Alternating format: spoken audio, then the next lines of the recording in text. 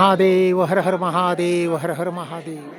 मित्रांनो, आपण आता उत्तराखंड राज्यातील रुद्रप्रयाग या जिल्ह्यामधील अत्यंत प्रसिद्ध असलेलं पंचकेदार म्हणजे पंचकेदार याचा अर्थ असा आहे मित्रांनो, की आपण केदारनाथचं दर्शन केल्यानंतर जी महाभारताचं युद्ध झाल्यानंतर पांडव महादेवाला शोधण्यासाठी निघाले आणि पण केदारनाथला ज्या वेळेला महादेव महिषाच्या रूपात पृथ्वीमध्ये गुप्त होण्याचा प्रयत्न केला त्यावेळेला भीमानी त्यांना पकडण्याचा प्रयत्न केला आणि पाठीचा भाग जो त्या ठिकाणी राहिला ते केदारनाथ शिवलिंग त्या ठिकाणी तयार झालं.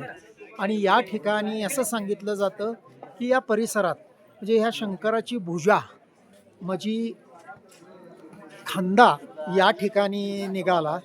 तसंच जे मूक आहे ते आपल्याला माहीत आहे की नेपाळमध्ये आपल्याला पशुपतीनाथ महाराजांचं या ठिकाणी त्या ठिकाणी मूक आहे. अशा पद्धतीनं महादेवांची 5 अवयव निघाली या केदारनाथच्या परिसरात आणि या ठिकाणी अशा पद्धतीचं प्रत्यक्ष शिवलिंगाचं रूप तिथं तयार झालं. आणि ही सर्व पंच केदार ही सगळी मंदिरं आहेत हे 5 पांडवांनी बांधलेली आहेत मित्रांनो. आणि अतिशय पवित्र असं हे मंदिर की या ठिकाणी प्रभू रामचंद्रानी चंद्रशिलावर आहे मित्रांनो. इथून 1.5 किलोमीटर अंतरावर चंद्रशिला आहे आणि चंद्रशिलेच्या त्या ठिकाणी प्रभू रामचंद्रांनी त्रेतायुगामध्ये त्या ठिकाणी तपस्या केली.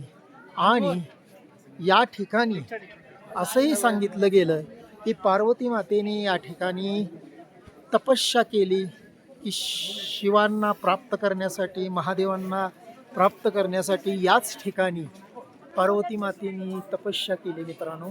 असे अत्यंत पवित्र असलेलं हे आता 2 वाजता हे मंदिर उघडणार आहेत आणि दर्शनाची प्रचंड मोठी रांग मित्रांनो.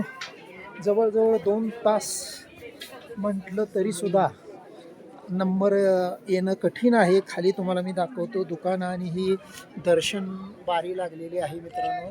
आणि अतिशय उंच 6680 फूट उंचावर आपण या ठिकाणी आलेलो आहे. आणि हे जगातलं सगळ्यात उंचावर असलेलं शिवमंदिर आहे मित्रांनो. जगामध्ये सगळ्यात उंचावर असलेले हे शिवमंदिर आहे. आणि म्हणून अत्यंत पवित्र असलेल्या या शिवमंदिराला आज आपल्याला सुद्धा दर्शन देण्यासाठी हा व्हिडिओ तयार करत आहे. अतिशय पवित्र जागा आहे. अहो भाग्य आमचं की आम्ही या ठिकाणी तुंगनाथ महादेवाच्या दर्शनासाठी आलो. तुंगनाथ महादेव की जय. हर हर महादेव हर हर महादेव हर हर महादेव हर हर महादेव.